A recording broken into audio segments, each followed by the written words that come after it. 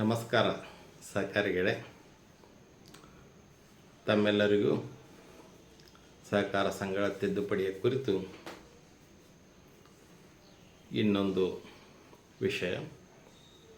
ಕರ್ನಾಟಕ ಸಹಕಾರ ಸಂಘಗಳ ತಿದ್ದುಪಡಿ ಕುರಿತು 2024ರಲ್ಲಿ ಸಾಕಷ್ಟು ಚರ್ಚೆಗಳು ಆಗಿ ರಾಜ್ಯಪಾಲರಿಂದ 2 ದಿನಗಳ ಹಿಂದೆ ಅಂತಿಮ ವಿದಾಯ ಅಥವಾ ಸಹಕಾರ ಸಂಘಗಳ ತಿದ್ದುಪಡಿಗೆ ಪೂರ್ಣ ವಿರಾಮ ಬಿದ್ದಿದೆ. ಸಹಕಾರ ಸಂಘಗಳ ತಿದ್ದುಪಡಿಯನ್ನು ಫೆಬ್ರವರಿ 2024ರಲ್ಲಿ ನಡೆದ ವಿಧಾನಸಭೆಯಲ್ಲಿ ಪಾಸಾಗಿ ವಿಧಾನ ಪರಿಷತ್ತಿಗೆ ಸಲ್ಲಿಸಲಾಯಿತು. ವಿಧಾನ ಪರಿಷತ್ತಿನಲ್ಲಿ ಸದರಿ ತಿದ್ದುಪಡಿ ಪಾಸಾಗಲಿಲ್ಲ.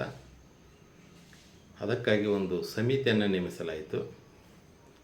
ಸಮಿತಿ ಕೊಟ್ಟ ವರದಿಯನ್ನು ಜುಲೈ 2024ರಲ್ಲಿ ನಡೆದ ವಿಧಾನಸಭೆಯಲ್ಲಿ ಸಮಿತಿಯ ವರದಿಯೊಂದಿಗೆ ಮಂಡಿಸಲಾಯಿತು.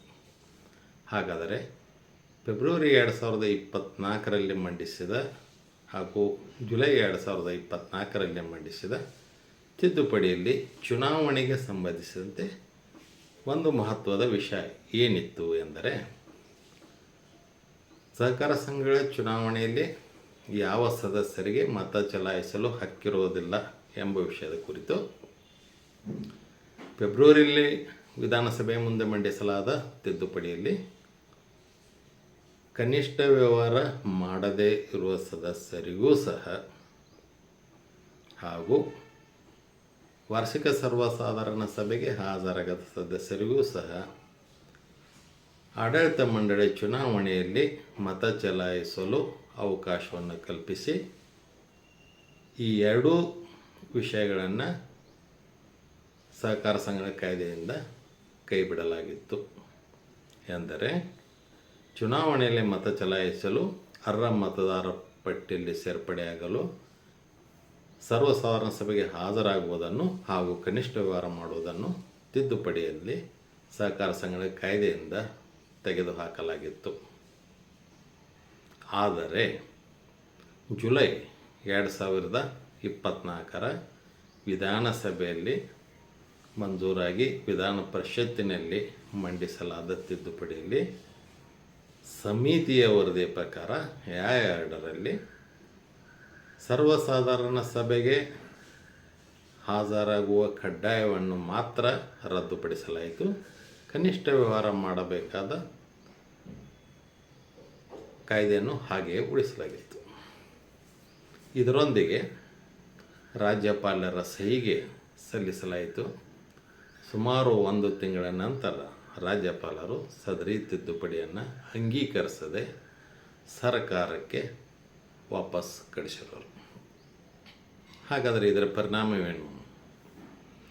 ಅಂದರೆ 2024ರಲ್ಲಿ ಕರ್ನಾಟಕ ಸಹಕಾರ ಸಂಘಗಳಿಗೆ ಯಾವುದೇ ತಿದ್ದುಪಡಿ ಆಗಲಿಲ್ಲ. ಈ ಪೂರ್ವದಲ್ಲಿ ಹೇಗಿತ್ತು, ಈಗಲೂ ಸಹ ಹಾಗೆಯೇ ಕರ್ನಾಟಕ ಸಹಕಾರ ಸಂಘಗಳ ಕಾಯ್ದೆ ಮುಂದುವರಿಯಿತು. ಈ ವಿಷಯದ ಮಹತ್ವವೇನು? ಯಾವ ಸಹಕಾರ ಸಂಘಗಳಿಗೆ ಮತ್ತು ಬ್ಯಾಂಕುಗಳಿಗೆ ಈ ವರ್ಷ ಚುನಾವಣೆ ಜರುಗುತ್ತಿದೆಯೋ ಅಂಥ ಸಹಕಾರ ಸಂಘಗಳು, ಬ್ಯಾಂಕುಗಳು ಬಹಳಷ್ಟು ಗೊಂದಲಗಳಲ್ಲಿದ್ದವು. ಏಕೆಂದರೆ ಚುನಾವಣೆ ದಿನಾಂಕದಿಂದ 195 ದಿವಸಗಳ ಮೊದಲು ಅನರ್ಹ ಸದಸ್ಯರಿಗೆ, ಅಂದರೆ ಈ 2 ಕಾರಣಗಳಾಗಿ ಕನಿಷ್ಠ ವ್ಯವಹಾರ ಮಾಡದೇ ಇರುವ ಸದಸ್ಯರಿಗೆ ಹಾಗೂ ಸರ್ವಸಾಧಾರಣ ಸಭೆಗೆ ಹಾಜರಾಗದೇ ಇರುವ ಸದಸ್ಯರಿಗೆ ಲಿಖಿತವಾಗಿ ನೋಂದಾಯಿತ ಅಂಚೆ ಮೂಲಕ ತಮ್ಮನ್ನು ಈ ಕಾರಣಗಳಿಗಾಗಿ ಅನರ್ಹಗೊಳಿಸಲಾಗಿದೆ ಎಂದು ನೋಟಿಸನ್ನು ಸಲ್ಲಿಸಬೇಕಾಗಿತ್ತು. ಸದರಿ ಸಂಘಗಳು ಹೊಸ ತಿದ್ದುಪಡಿ ಜಾರಿಯಾದಲ್ಲಿ ಇದರ ಅವಶ್ಯಕತೆ ಬರುವುದಿಲ್ಲ ಎಂಬ ದಾರಿ ಕಾಯುತ್ತಿದ್ದವು. ಆದರೆ ತಿದ್ದುಪಡಿಯಲ್ಲಿ ಸರ್ವಸಾಧಾರಣ ಸಭೆಗೆ ಹಾಜರಾಗುವುದನ್ನು ಮಾತ್ರ ಹಿಂಪಡೆಯಲಾಗಿತ್ತು. ತದನಂತರ ಈ ತಿಂಗಳುಗಳಲ್ಲಿ ಹಾಗೂ ಮುಂದಿನ ತಿಂಗಳುಗಳಲ್ಲಿ ಸಾಕಷ್ಟು ಸಂಘಗಳ ವಾರ್ಷಿಕ ಸರ್ವಸಾಧಾರಣ ಸಭೆ ಜರುಗಲಿದ್ದು, ಈಗಿದ್ದ ತಿದ್ದುಪಡಿಯನ್ನು ಸಾಕಷ್ಟು ಸಂಘಗಳು ತನ್ನ ವಾರ್ಷಿಕ ವರದಿಯಲ್ಲಿ ಬಾಲ ತಿದ್ದುಪಡಿಯನ್ನು ಈಗಾಗಲೇ ಹಾಕಿಕೊಂಡಿವೆ. ಮುಂಬರುವ ಸರ್ವಸಾಧಾರಣ ಸಭೆ ಮುಂಬರುವ ದಿನಗಳಲ್ಲಿದ್ದರೆ ದಯವಿಟ್ಟು ಅಂಥ ತಿದ್ದುಪಡಿಯನ್ನು ಸರ್ವಸಾಧಾರಣ ಸಭೆಗೆ ಮಂಡಿಸಬೇಡಿ. ಈಗಾಗಲೇ ಮಂಡಿಸಿದವರು ಅವು ಊರ್ಜಿತಗೊಳ್ಳುವುದಿಲ್ಲ. ಈ ವಿಷಯ ತಮ್ಮ ಗಮನಕ್ಕೆ ಇರಲಿ. ಹಾಗಾದರೆ ಚುನಾವಣೆಯವರ ಸಹಕಾರ ಸಂಘಗಳ ಬ್ಯಾಂಕುಗಳ ಮುಂದೆ ಏನು? ಈ ಮೊದಲು ಇದ್ದಂತೆ ತಾವು ಅರ್ಹ ಮತದಾರ ಪಟ್ಟಿಯನ್ನು ಸಲ್ಲಿಸುವ ಸಮಯದಲ್ಲಿ ಕಳೆದ 5 ಮಹಾಸಭೆಗಳ ಪೈಕಿ 2 ಸಭೆಗಳಿಗೆ ಹಾಜರಾಗದ ಸದಸ್ಯರನ್ನು ಅರ್ಹಗೊಳಿಸತಕ್ಕದ್ದಲ್ಲ. ಹಾಗೂ ಕಳೆದ 5 ವರ್ಷಗಳಲ್ಲಿ 2 ವರ್ಷಗಳವರೆಗೆ ತಮ್ಮ ತಮ್ಮ ಬಯಲಾಗಳಲ್ಲಿ ನಿಗದಿಪಡಿಸಿದ ಕನಿಷ್ಠ ವ್ಯವಹಾರವನ್ನು ಮಾಡದೇ ಇರುವ ಸದಸ್ಯರನ್ನು ಸಹ ಅರ್ಹ ಮತದಾರ ಪಟ್ಟಿಗೆ ಸೇರಿಸತಕ್ಕದ್ದಲ್ಲ. ಈ ಮುಂದೆ ಈ ಸಹಕಾರ ಸಂಘಗಳ ಕಾಯ್ದೆ ತಿದ್ದುಪಡಿ ಎನ್ನುವುದು ಡಿಸೆಂಬರ್ವರೆಗೆ ಯಾವುದೇ ಬದಲಾವಣೆ ಇರುವುದಿಲ್ಲ. ಸಹಕಾರ ಚುನಾವಣಾ ಪ್ರಾಧಿಕಾರವೂ ಸಹ ಅಸ್ತಿತ್ವದಲ್ಲಿರುತ್ತದೆ. ಯಾರು ಸರ್ವಸಾಧಾರಣ ಸಭೆಗೆ ಹಾಜರಾಗಿಲ್ಲೋ ಹಾಗೂ ಯಾರು ಕನಿಷ್ಠ ವ್ಯವಹಾರ ಮಾಡಿರೋ ಅವರಿಗೆ ಮತದಾನದ ಹಕ್ಕು ಇರುವುದಿಲ್ಲ.